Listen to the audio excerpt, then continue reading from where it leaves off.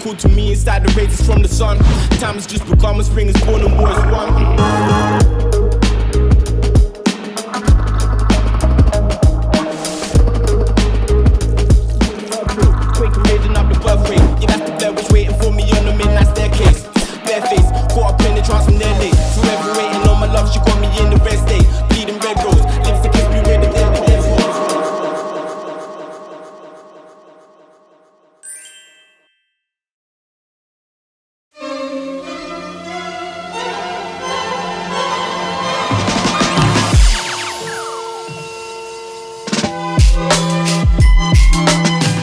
Willkommen zusammen, ich bin Straight Soil und ich begrüße euch zu einer weiteren Grow-Dokumentation auf YouTube. In dieser Reihe nehme ich euch Schritt für Schritt mit durch meinen gesamten Anbau, von der Keimung bis zur Ernte. Ich zeige euch, welche Methoden ich nutze, welche Fehler passieren und wie ich sie löse.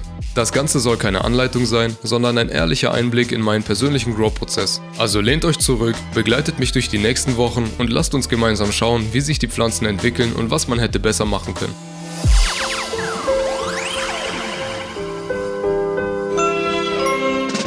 Wie jeder Grow fängt er zuerst bei der Samenauswahl an. Wichtig dabei ist zu unterscheiden zwischen regulären und feminisierten Samen. Reguläre Samen sind normale Samen, so wie in der Natur. Sie können sowohl männliche als auch weibliche Pflanzen hervorbringen. Das Verhältnis liegt bei 50-50.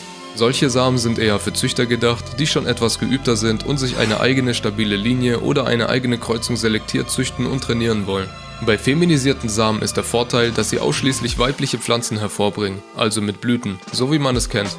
Dieser Zuchtprozess muss jedoch durch Einfluss von Stress sauber selektiert werden, damit die Genetik stabil bleibt. Deshalb ist manche Genetik einfach empfindlicher als andere. Da ich nicht züchten will, sind feminisierte Samen die bessere Wahl. Bei diesem Grow habe ich mich für die Zombie Kush entschieden. Auch wenn ich damit nicht gegen die YouTube-Richtlinien verstoße, nenne ich den Samenverkäufer sicherheitshalber nicht. Damit verhindere ich, dass das Video fälschlicherweise für Wochen oder sogar Monate von YouTube überprüft werden muss.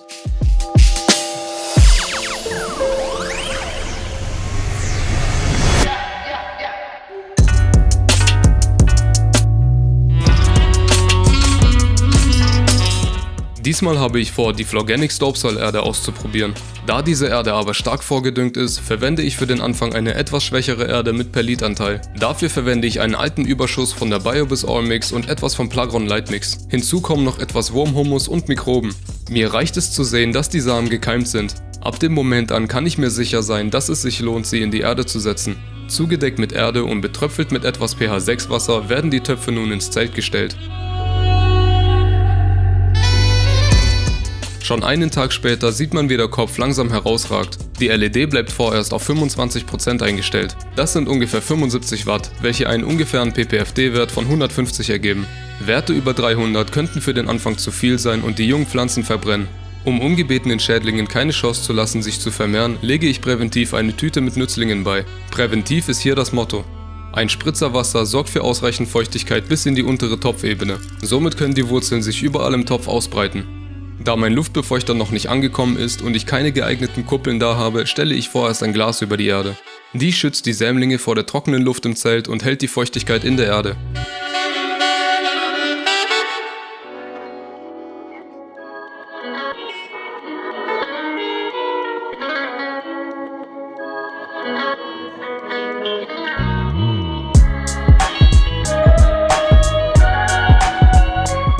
Heute ist Tag 1 der Vegetationsphase. Für mich ist es immer der Tag, an dem die Pflanzen aus der Erde schauen. Den Sämlingen geht es soweit gut. Alle schauen mit gleicher Höhe aus der Erde und haben keine sichtbaren Verkrüppelungen oder Farbunterschiede.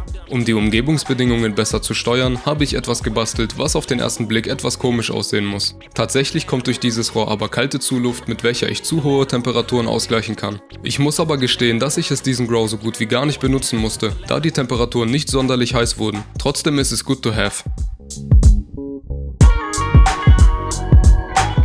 Man kann nicht immer alles gleich wissen, deshalb ist auch mir ein Fehler passiert. Die Feuchtigkeit im Glas war über mehrere Tage einfach zu hoch und da Cannabis keine Pflanze aus den Tropen ist, hat sie mit schlappen, bleichenden Blättern und verlangsamtem Wachstum reagiert. Zudem kommt noch, dass ich die Gläser zum kurzen Lüften abgenommen habe und auf der Couch eingeschlafen bin.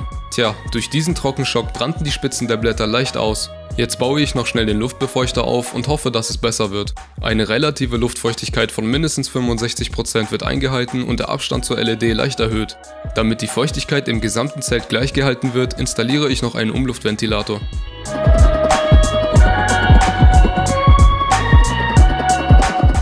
Ich hatte, um ehrlich zu sein, ganz schön Panik auf der Titanic und ich dachte, dass mir die Sämlinge absterben würden. Um diese Sorgen ein Stück weit zu mindern, setzte ich die Sämlinge bereits jetzt in die Endtöpfe.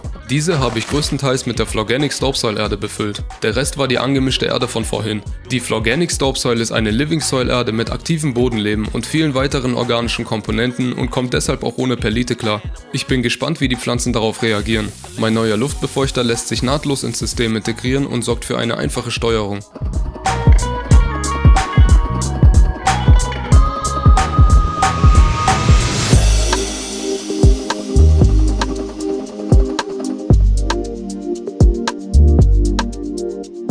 Ich möchte noch etwas Kleines anmerken. Zu sehen sind insgesamt 4 Pflanzen. Jede Pflanze hat somit in dem 1x1 Meter Zelt ihre eigene Ecke. Obwohl dasselbe Zelt genutzt wird, ist jede Pflanze eindeutig einer bestimmten Person zugeordnet. Jede Person übernimmt ausschließlich die Verantwortung für ihre eigene Pflanze. Die Pflege erfolgt in den meisten Fällen getrennt, auch wenn der Standort geteilt wird. Jede Person ist selbst dafür verantwortlich, die geltenden Regeln im eigenen Land zu prüfen. Dieses Material dient ausschließlich der Dokumentation und stellt keine Anleitung dar.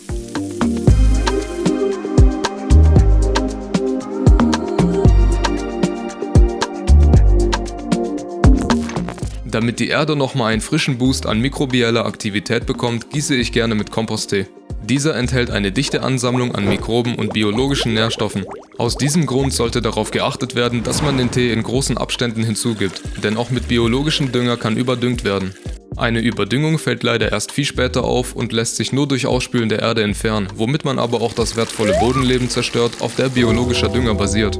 Ich beobachte die Pflanze und gieße ungefähr alle 2 bis 4 Wochen einmal den Komposttee. Da spielt das Gefühl bei mir auch eine ganz große Rolle. Den Komposttee mische ich mit Melasse, Mikroben, Flohdünger und Wurmhumus an. Melasse wirkt wie schnell verfügbare Nahrung für Mikroben. Wurmhumus liefert eine stabile Nährstoffbasis und mit dem Flohdünger lege ich noch eine Schippe drauf, damit ich ihn nicht unter die Erde mischen muss. Um stehende Fäulnis zu vermeiden, wird dieser Tee auch noch, in meinem Fall, für 24 Stunden belüftet. Damit gewährleiste ich, dass die Mikroben ausreichend Sauerstoff zur Verfügung haben und sich somit schnell anreichern können.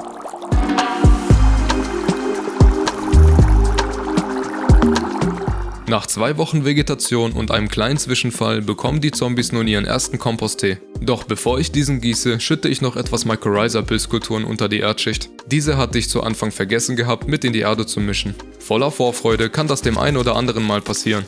Die Pilzkulturen sorgen, so wie schon seit hunderten Millionen von Jahren, für eine Symbiose zwischen Pflanzen und Pilzen. In diesem Fall haben wir unsere Zombie-Kusch, die dem Pilz Zucker aus der Photosynthese liefert, und den Pilz, der sich an die Wurzeln unserer Zombie-Kusch festsetzt und im Austausch wichtige Nährstoffe wie Phosphor, Stickstoff, Spurenelemente und Wasser liefert. Zudem kann sich die Stresstoleranz erhöhen, das Immunsystem stärken und der Ertrag potenziell erhöhen.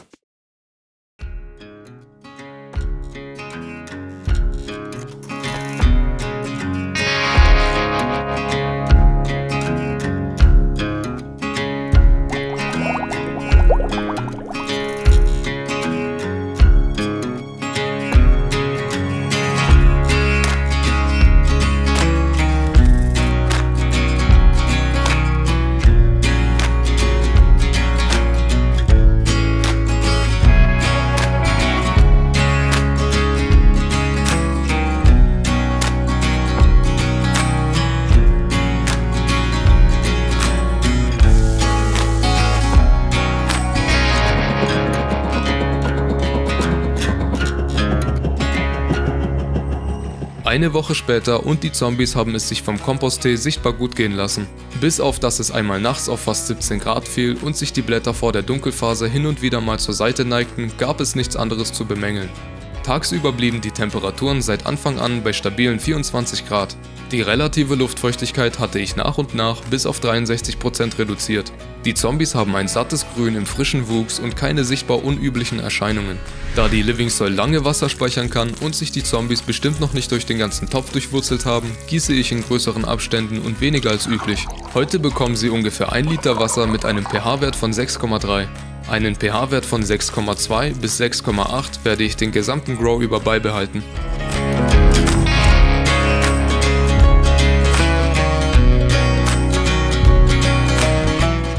Nach 24 Tagen Vegetation werde ich die Zombies nun toppen. Unter Toppen versteht man, den Haupttrieb zu entfernen.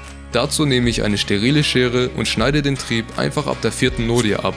Dies bewirkt, dass sich die Energie der Pflanzen mehr in die Seitentriebe verteilt. Somit bleiben die Pflanzen kompakter und bilden bessere Seitentriebe aus. Außerdem hilft es mir, die Triebe später besser im Scrognetz zu verteilen, aber dazu später mehr.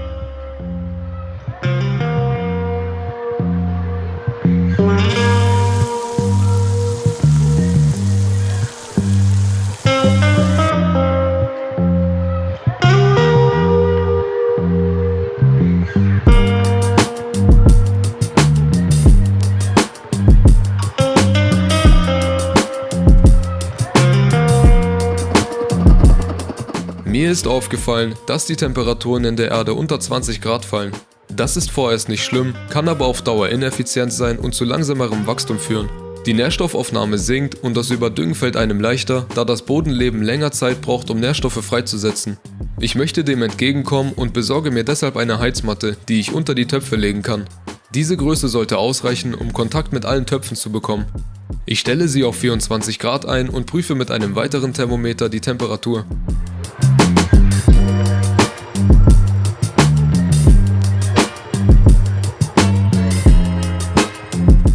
Zu dem Neigen der Blätter konnte ich immer noch nicht herausfinden, was die Ursache dafür war.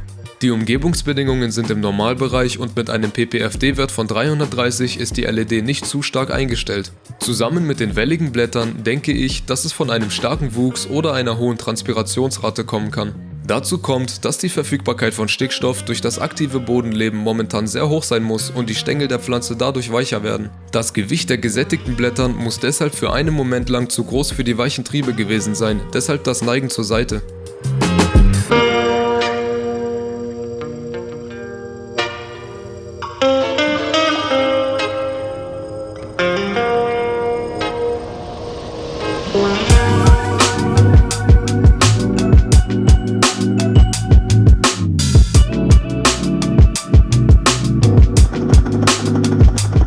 Es sind nun 30 Vegetationstage vergangen und ich bin wirklich zufrieden mit der Zombie-Kusch. Alle haben sich sehr schnell vom Toppen erholt und man sieht, wie sich nun 2 Haupttriebe bilden. In der Zwischenzeit habe ich sie präventiv mit Nematoden gegossen, um eine Ansiedlung von Trauermückenlarven zu verhindern. Dazu stecke ich noch Gelbsticker in die Erde, an denen ausgewachsene, fliegende Trauermücken kleben bleiben und somit keine Chance haben werden, sich woanders zu vermehren.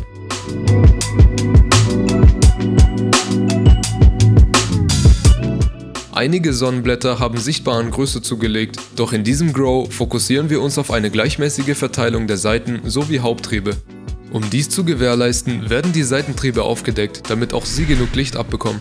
Dazu entferne ich die Sonnenblätter komplett oder stecke sie unter die Seitentriebe. Ältere, im Schatten stehende Blätter können ebenfalls abgenommen werden, da sie im Schatten nur noch wenig zur Photosynthese beitragen können. Somit steckt die Pflanze mehr Energie in die Ausbildung neuer Triebe. Gleichzeitig verbessert es die Umluft unterhalb der Canopy. Es ist dennoch Vorsicht geboten. Es sieht bei mir zwar so einfach aus, übertreiben sollte man es aber nicht. Denn zu viel Entlauben kann die Pflanze stark stressen und das Wachstum extrem bremsen.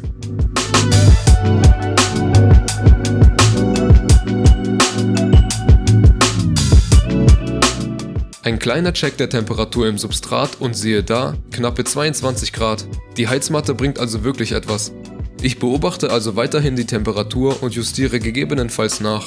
Vorerst bleibt es aber so wie es ist. Ein leichter Phänotypenunterschied ist mittlerweile nicht zu übersehen. Der Größenunterschied beträgt ungefähr 5 cm, 22 cm bei der kleinsten und 27 bei der größten Zombie-Kusch. Bei Pflanzen direkt aus dem Samen ist das fast immer der Fall. Jede Pflanze ist eben einzigartig. Für uns stellt das jedoch kein Problem dar, da wir sowieso vorhaben, alle Triebe auf eine Höhe zu bringen.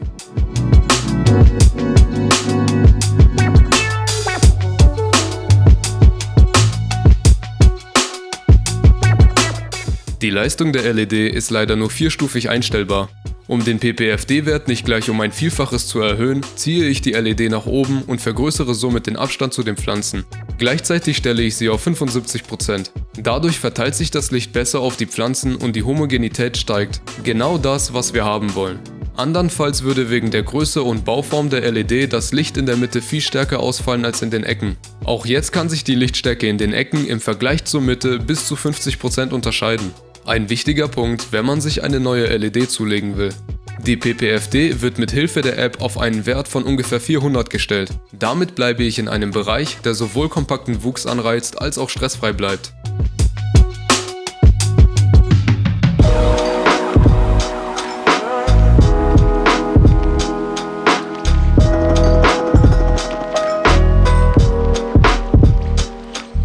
Es ist nun genau eine Woche später und die Zombies durften jeweils knapp 3 Liter pH-reguliertes Wasser trinken. Da sie in Living Soil sitzen, welches sehr gut Wasser speichern kann, versuche ich möglichst selten und etwas weniger zu gießen. Dadurch erspare ich mir eine Überwässerung, welche starken Schaden anrichten könnte. Tagsüber werden die Temperaturen bis zu 26 Grad gehalten und nachts fallen sie nicht unter 20 Grad. Die relative Luftfeuchtigkeit fällt nie über 63%. Durch diese stabilen Umgebungsbedingungen wurden die Zombies sichtbar größer und dichter. Sie haben das Zelt gut ausgefüllt und man müsste sie theoretisch jetzt in die Blüte schicken, damit sie durch den Stretch nicht bis zur Decke wachsen. Da wir in diesem Projekt aber etwas anderes mit ihnen vorhaben, bleiben sie fürs Erste noch in der Vegetation.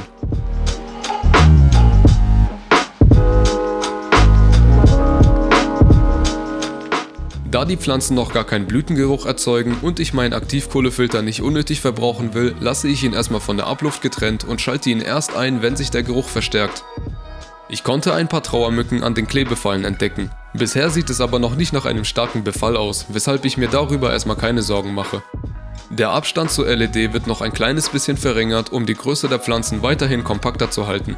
Sie sind mittlerweile 40 cm vom Topfrand hoch, was für den Vegetationstag 38 eine normale Größe ist.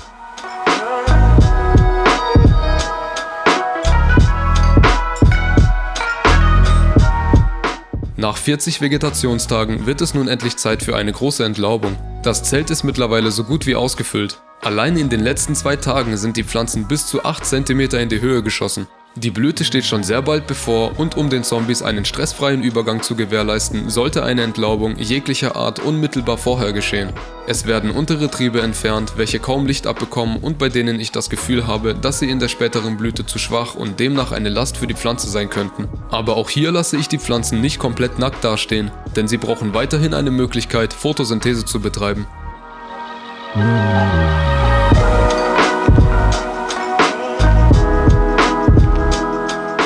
Sie bekommen dazu noch ungefähr 3 Liter Gießwasser.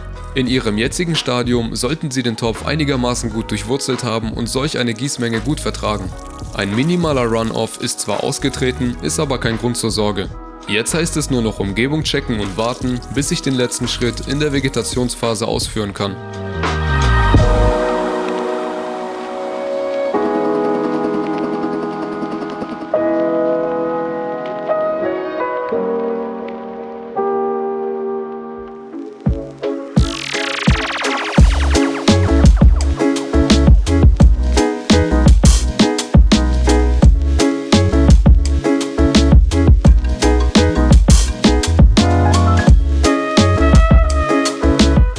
Die unterschiedlichen Größen der Phänotypen kann uns ab jetzt egal sein, denn ich habe vor, die Zombies durch ein Scrognetz zu ziehen. Mit dieser Technik kann ich die einzelnen Triebe so zurechtbinden und auf eine einheitliche Höhe bringen. Dafür empfehle ich ein Kunststoffnetz ohne Fasern, denn falls die Ernte bevorsteht und man das Netz durchschneiden muss, könnten sich die Fasern in den Blüten verfangen und somit einen Mehraufwand generieren. Für mein 1x1 Meter Zelt gab es leider keine passende Netzgröße. Daher musste ich mich mit einem 1,2 auf 1,2 Meter Netz zufrieden geben. Schnell ist mir aufgefallen, dass ich nicht nur die Größe zurechtschneiden, sondern auch eins von den 2 Enden abschneiden musste, welche zusammen für ein stramm gezogenes Netz sorgen sollten. Darauf musste ich nun verzichten und habe deshalb einen Bogen im Netz.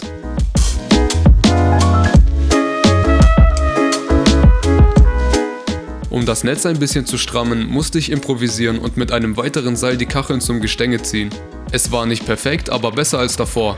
Man muss jedoch bedenken, dass man die Pflanzen, sobald sie im Netz sitzen, nicht mehr aus dem Zelt bekommt. Eine aufrichtige Verabschiedung sollte man deshalb in Betracht ziehen.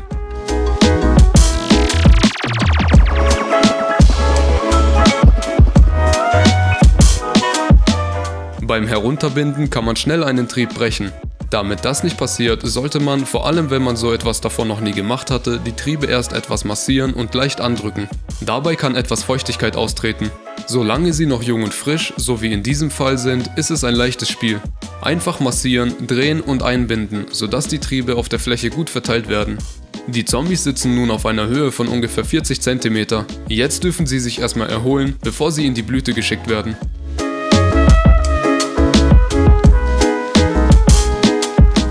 Zwei Tage später und man sieht, wie sie sich erholt haben. Die meisten Triebe haben sich schon wieder aufgerichtet. Es freut mich immer wieder aufs Neue, wie schnell das doch geht. Die auffällig schlappen Blätter zeigen, dass die Pflanzen Durst haben. Je nach Tageszeit kann es mal stärker oder schwächer ausfallen. Ich fühle immer erst die oberste Erdschicht mit den Fingern, damit ich sicher weiß, ob das Gießen ansteht oder nicht. Das Substrat fühlt sich trockener an als erwartet. Diesmal gieße ich nicht nur den Komposttee, sondern gebe auch etwas vom Fledermauskacker, ich meine natürlich Fledermausguano hinzu. Diese pulverisierten Ausscheidungen haben einen hohen Phosphor- und Kaliumgehalt, welche genau die Nährstoffe sind, die wir in der Blüte brauchen.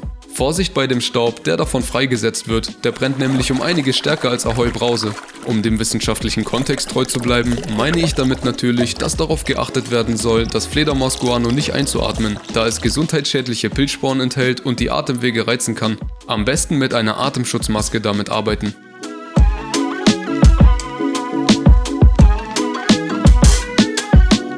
Da das Bettguano 1 bis 2 Wochen braucht, bis es vollständig von der Pflanze aufgenommen werden kann, mische ich schon jetzt etwas mit in die Erde. Das Netz ist gezogen und die Pflanzen haben sich etwas anpassen können. Bis hierhin ist die Vegetationsphase gut verlaufen und wir können sie auch hiermit beenden.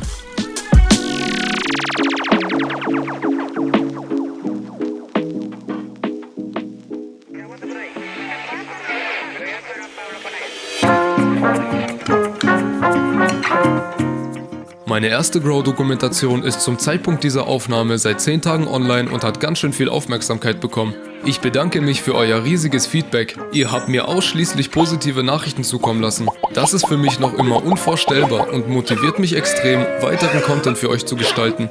Der Kanal ist jetzt schon über 300 Abonnenten groß und ich kann es gar nicht fassen, wie schnell das ging. Ich danke euch allen und willkommen an Bord. Ich weiß nicht, wohin die Reise geht, aber was ich weiß, ist, dass ich von jetzt an nicht alleine bin. Und genau das gibt mir die Kraft, einfach weiterzumachen. Schritt für Schritt mit euch.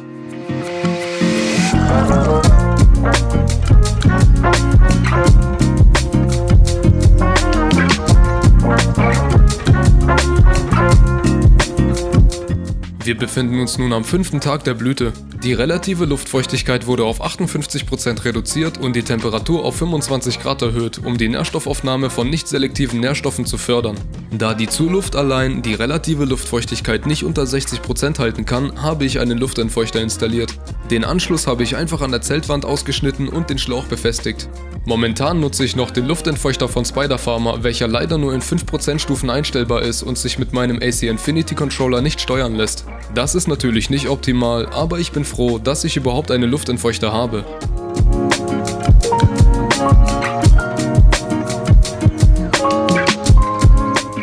Da die Zombies von nun an sehr viel Gießwasser benötigen, erleichtere ich mir das Gießen, indem ich einen 40 Liter Kanister mit pH-reguliertem Leitungswasser auffülle. Das spart ganz schön viel Zeit, da ich den pH-Wert nur einmal anpassen und den Kanister nur ungefähr einmal die Woche auffüllen muss. Der pH-Wert wird mindestens noch einmal kontrolliert und gegebenenfalls angepasst, da ich den pH-Wert mit Zitronensäure reguliere und dieser schwanken kann.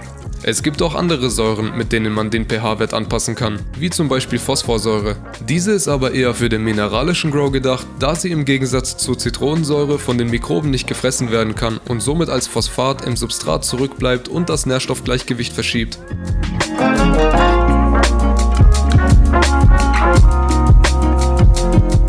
Mir ist aufgefallen, dass die Blätter nach dem Gießen immer sehr stark hängen.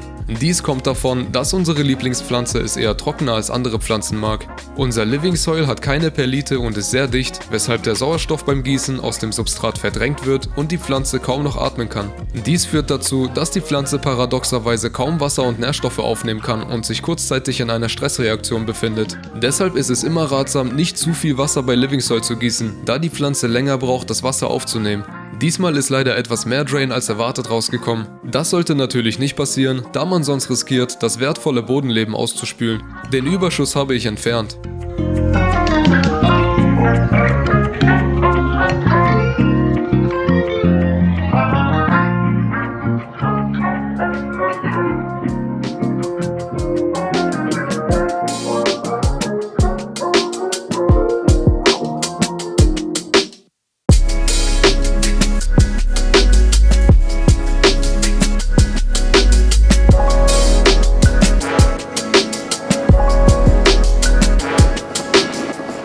Der Stretch ist nun im vollen Gange. An Tag 10 der Blütephase fängt er gerade erst an. Ab jetzt bekommen sie einen ppfd von 800. Die Zombies haben vom Topfrand eine Höhe von 80 cm erreicht. Das ist beträchtlich, wenn man bedenkt, dass die Einstiegshöhe der Blütephase ungefähr 45 cm betragen hat. Das Zelt wird spürbar enger und immer weniger Licht fällt durch die Canopy. Eine Entlaubung mache ich aber erst in ein paar Tagen, da man die Pflanzen in ihrer Stretchphase nicht stressen sollte. Der Switch von 18,6 auf 12,12 kostet die Pflanze sehr viel Energie. Sie konzentriert sich nun voll auf die Blütenproduktion. Jedes Blatt, das man jetzt entfernt, war ein aktives Organ zur Photosynthese und Energiespeicherung. Genau das, was die Pflanze gerade dringend braucht.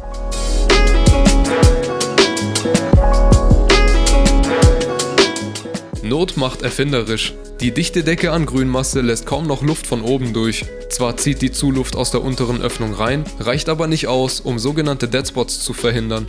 Damit sich die Feuchtigkeit aus diesen Stellen mit in die Umluft bewegt, habe ich einen weiteren Umluftventilator mit ein paar Sachen aus Patricks Bauchnabel an den Töpfen befestigt. Somit zirkuliert die Luft etwas besser und die Feuchtigkeit kann schneller entweichen.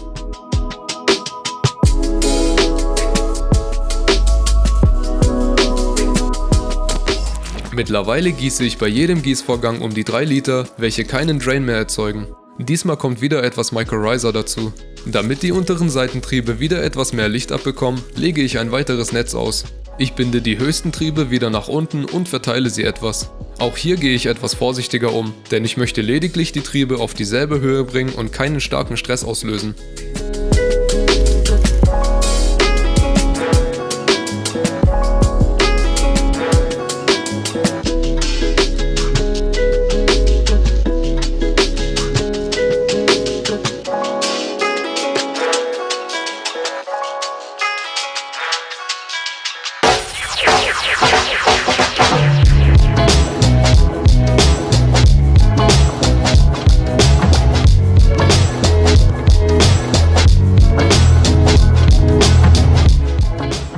Fünf Tage später und der Stretch ist noch immer nicht vorbei. Bei einer Höhe von 95 cm gibt es nicht mehr viel Platz nach oben.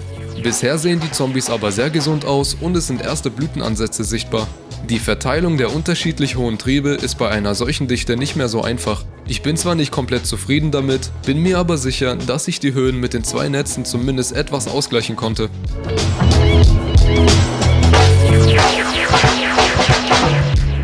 Das Zelt ist mittlerweile so voll, dass durch die Blattmasse fast kein Licht mehr durchkommt. Jetzt kommt der interessante Teil. Die Pflanze misst dauerhaft, welches Blatt wie viel Licht abbekommt. Sie weiß also immer, ob das Blatt mehr Energie verbraucht, als es produzieren kann. Steht also ein Blatt zu lange im Schatten, produziert es weniger Zucker. Die Pflanze spürt das und nimmt sich daher die letzten Energiereserven aus dem Blatt. Diese Nährstoffe werden nun in jüngere Blätter gesteckt. Das im Schatten stehende Blatt kann vergilben, vertrocknen und irgendwann sogar abfallen. Es wird also nicht einfach fallen gelassen, sondern vorher ausgeplündert.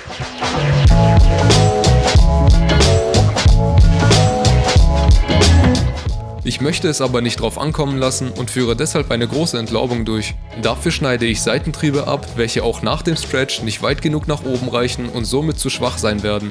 Außerdem kommen sämtliche Blätter weg, welche schon lange kein Licht mehr abbekommen. Insgesamt lasse ich ungefähr das obere Drittel dran.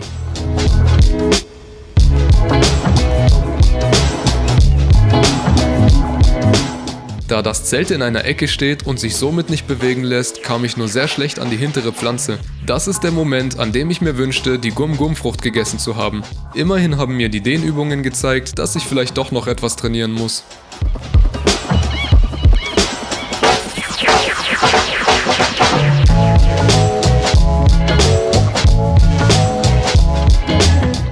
Das Messen der PPFD hat mir gezeigt, wie stark der Stretch bei diesem Strain doch ist. Ein PPFD-Wert von über 1300 ist einfach unzumutbar, vor allem wenn kein zusätzliches CO2 hinzugegeben wird. Damit das nicht so bleibt, habe ich die LED bis auf die derzeit maximalste Höhe angehoben, die Stärke jedoch auf 100% belassen. Somit reicht die PPFD von 1100 bis 700 in den Ecken.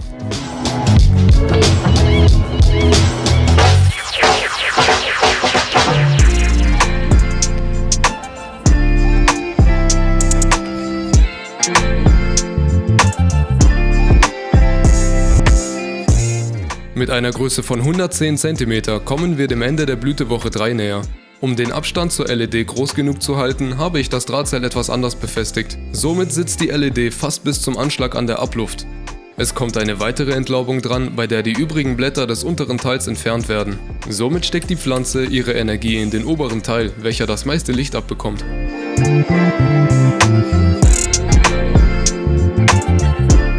Nachdem die Zombies durch die Netze gewachsen sind, sehen die Biegungen gar nicht mehr so spektakulär aus. Was aber auffällt, sind die Stellen, an denen die Triebe gebogen wurden. Die Risse in der Membran sind verheilt und stärker als zuvor. Die Stellen sind nun verholzt, sehr stabil und etwas dicker als der Rest, denn was sie nicht umbringt, macht sie nur stärker. Die Umluft ist im unteren Teil nun viel besser.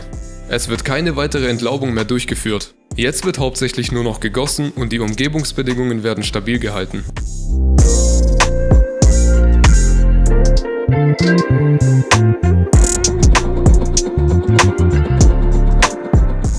Mit Tag 24 der Blüte hat der Stretch nun endlich ein Ende, denn seit ein paar Tagen wachsen die Zombies immer weniger in die Höhe.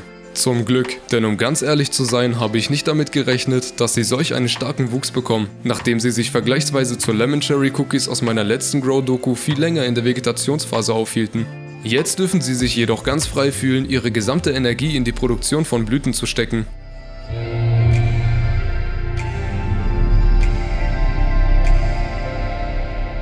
Oder etwa doch nicht? What the fuck is this piece of shit? Ja, das habt ihr schon richtig gesehen. Ich konnte sehr gut getarnte Bananensträuche zwischen den Blüten auffinden. Da ich mir aber für diesen Grow bereits sehr viel Mühe gegeben habe, entschied ich mich dazu, sämtliche Tage damit zu verbringen, diese verdammten Bananen zu pflücken. Dazu kommt noch, dass ich die Pflanzen wegen dem Scrognets nicht aus dem Zelt holen konnte und es deshalb unglaublich schwer war, alle Pflanzen gründlich abzusuchen.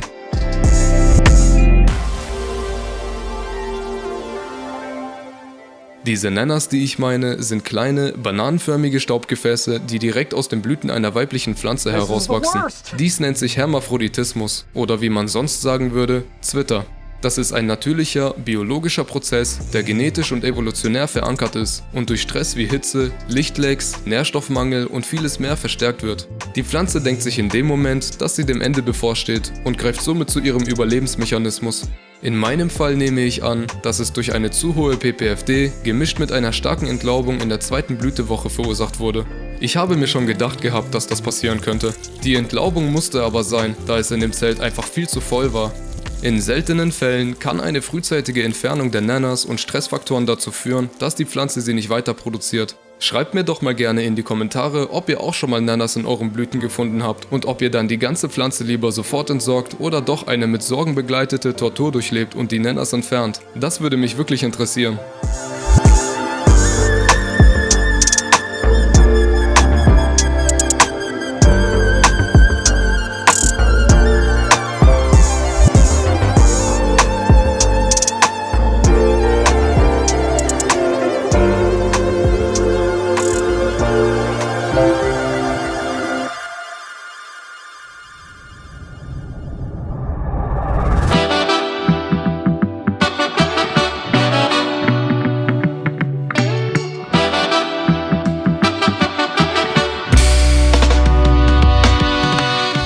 Auch wenn ich diesen Teil weglassen könnte, bin ich lieber ehrlich zu euch und gebe zu, dass nicht jeder Grow immer so laufen kann, wie man es sich vorstellt. Fehler sind völlig normal, man lernt daraus und macht es beim nächsten Mal besser.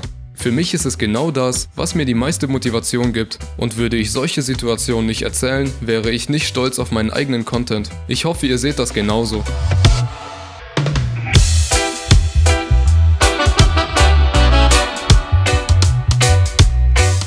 Der Hermaphroditismus ist weiter vorangeschritten. Anfangs hat es nur eine Pflanze betroffen, mittlerweile sind es aber alle. Es sind zwar weniger Nanas geworden, jedoch konnte ich bereits ein paar unterentwickelte Samen finden. Diese sind ziemlich blöd, da die Pflanze einen Teil ihrer Energie in die Entwicklung neuer Samen steckt, als in die Blüte selbst. Durch das Entfernen der Samen können lückenhafte, schwache Stellen zurückbleiben, welche einen Ertragsverlust garantieren und für eine schlechtere Qualität der Blüten sorgen. Ich habe mich wirklich bemüht, den Schaden bei einem Minimum zu halten. Die Nanas hatte ich immer vorsichtig mit einer spitzen Pinzette herausgezogen und sofort auf ein nasses Tuch gelegt, damit die Pollen nicht herumfliegen und weiter bestäuben. Die LED habe ich bis zum Anschlag befestigt, was ich schon hätte früher machen können, jedoch haben mir die passenden Karabiner bis vor kurzem gefehlt. Die PPFD sitzt somit bei ungefähr 1000 an den Spitzen.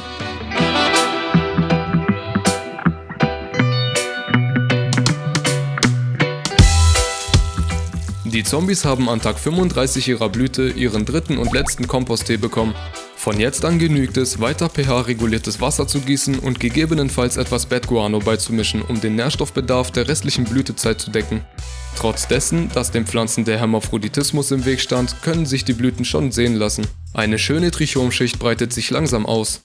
Die Nanas sind nur mit geschultem Auge zu finden und die Samen verstecken sich in der ein oder anderen geschwollenen Calyx. Die Tarnung fliegt vor allem dann auf, wenn ich die Calyx mit einer Pinzette zusammendrücke und sie sich hart anfühlt. Ich entferne sie ganz einfach, wische mir die Tränen ab und hoffe, dass das Pflücken bald ein Ende hat.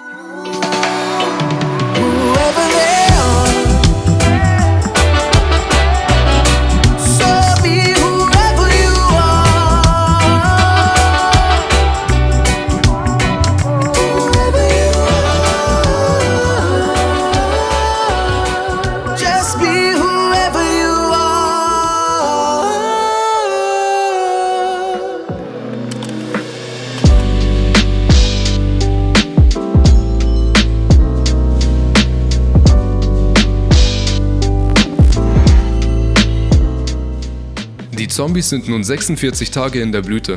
Jetzt sieht man auch so langsam, was für einen sichtbaren Schaden die Zombies vom starken Licht bekommen haben. Die Blätter, die das Licht am meisten abbekommen haben, rollen sich langsam ein, vertrocknen und verfärben sich.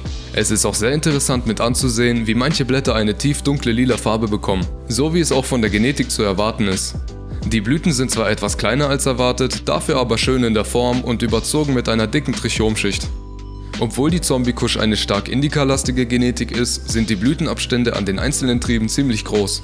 Man sollte sich eben nie komplett auf die Daten der Samenverkäufer verlassen, da jede Pflanze nie gleich ist und Punkte wie Substratwahl, Düngerwahl, Temperaturen und vieles mehr das Wachstum und Erscheinungsbild beeinflussen.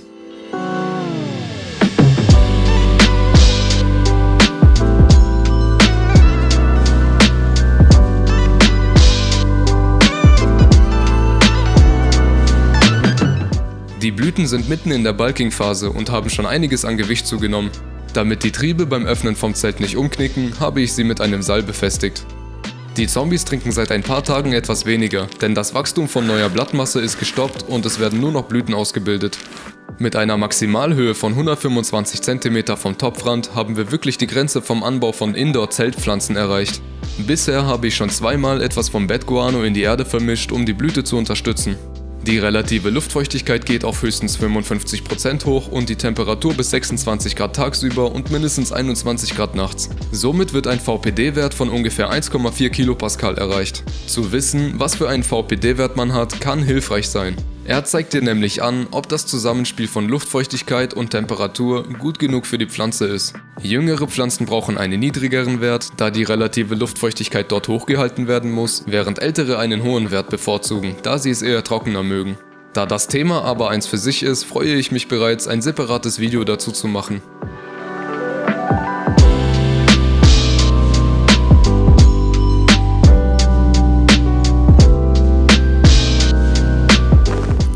Die letzten Wochen sind die einfachsten. Es wird nur noch Wasser gegossen und zugesehen, wie die Blüten immer größer werden. Ab jetzt wird die relative Luftfeuchtigkeit immer niedriger eingestellt, bis auf einen Wert von 45%.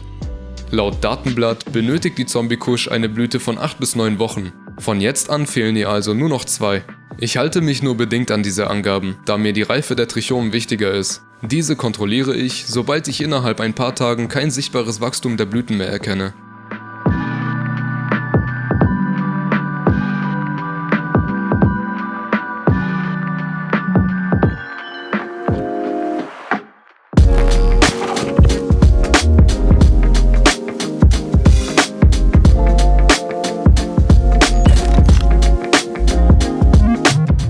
Heute ist es endlich soweit. Die Zombies sind bereit für die Ernte.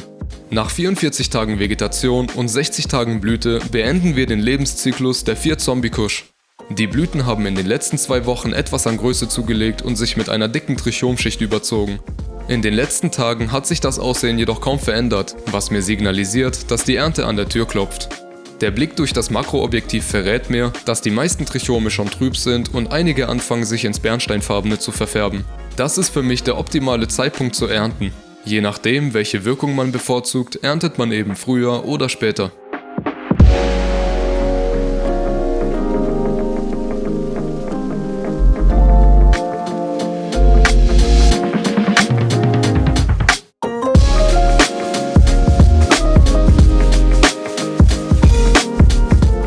Das Living Soil hat sich gut bewährt. Vor allem in der vegetativen Phase haben die Pflanzen einen starken Wuchs gezeigt. Später in der Blüte habe ich aber sicherheitshalber auch etwas vom Bad Guano beigemischt, damit der Pflanze die nötigen Nährstoffe nicht ausgehen. Ich schaue immer, dass die Erde bei der Ernte nicht zu feucht ist. Zuletzt habe ich vor 2 Tagen gegossen.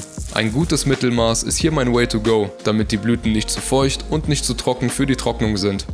Vor der Trocknung habe ich die großen Buds einzeln abgeschnitten, vom Trieb entfernt und im nassen Zustand gewogen, genauso wie mit dem Rest der Pflanze.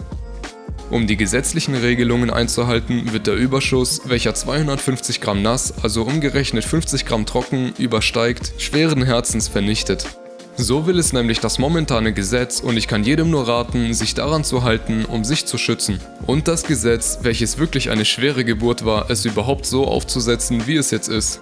Das Trockengewicht lässt sich dennoch umrechnen und ich gebe es am Ende des Videos preis. Ich habe mir die schönsten Buds ausgesucht und alle an ein hängendes Seil unten im Zelt befestigt. Damit die Luft im Zelt nicht steht, habe ich einen Umluftventilator auf kleiner Stufe auf mittlerer Höhe im Zelt befestigt. Ein Luftbefeuchter wurde ebenfalls dazu gestellt. Mit einer relativen Luftfeuchtigkeit von zuerst 58% bis 60% gegen Ende hingen die Blüten für 10 Tage im Zelt zum Trocknen. Ein Wert von über 60% relativer Luftfeuchtigkeit kann schnell zu Schimmel führen und ein Wert unter 55% kann die Blüten zu schnell austrocknen lassen. Auch hier ist es wichtig, immer schön in der Mitte zu bleiben und die Luft zirkulierend zu halten. Aber auch nicht so, dass die Buds dauerhaft angeblasen werden. Ich freue mich schon, die Blüten zu testen und euch meine ehrliche Meinung dazu zu geben. Doch zuerst möchte ich mich bei allen bedanken, die das Video bis hierhin geschaut haben und wünsche euch viel Spaß beim Edit.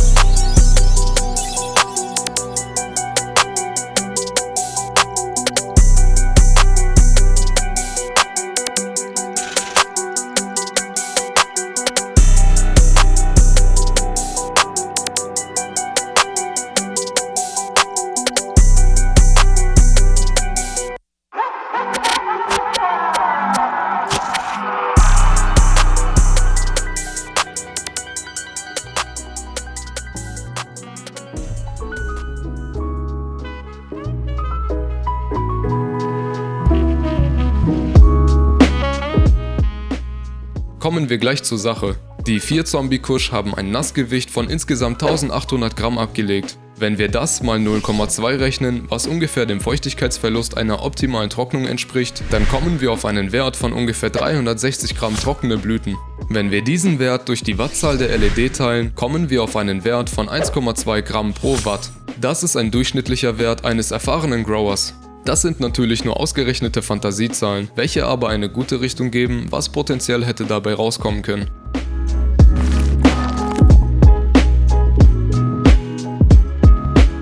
Der Geruch der Blüten war anfangs sehr zitruslastig, welcher dann schnell von einem traumhaften, süßlich reifen Blaubeer-Lavendelduft übertrumpft wurde, der mir sehr gefallen hat.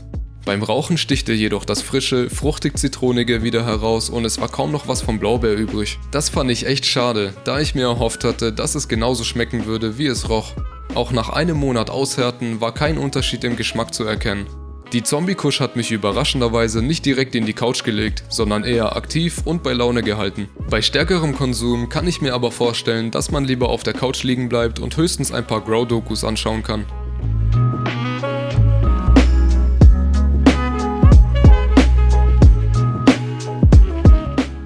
Das Anbauen im Living Soil hat den Vorteil, dass man weniger gießen und fast gar nicht düngen muss. Auch wenn ich fest davon überzeugt bin, dass unsere Lieblingspflanze es eher bevorzugt, genug Sauerstoff in ihrem Substrat zu haben, hat sie es in diesem Run doch ganz gut hinbekommen. Ich habe die Blüten im Headshop testen lassen und kam auf einen Wert von 22% THC und 10% Restfeuchte. Da habe ich eigentlich etwas mehr erwartet, aber für mich reicht das völlig aus. Insgesamt gebe ich der Zombie-Kusch nur 5 von 10 Punkten. Sie hat das Binden durch 2 Scrog-Netze zwar gut überstanden, zeigte aber ganz schnell, dass sie auf Lichtstress und größeren Entlaubungen überhaupt nicht gut reagierte. Natürlich lässt sich so etwas verhindern. Für mich zählt aber jeder einzelne Faktor mit in die Bewertung rein, ob selbst verursacht oder nicht. Die Mühe war es mir fast nicht wert. Dafür hat sie wirklich schöne, mittelgroße Butts gegeben und es angenehm zu rauchen.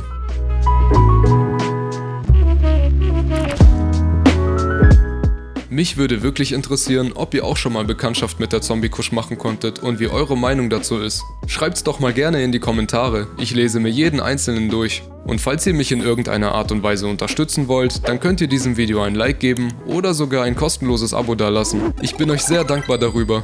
Bis zum nächsten Mal, Peace out!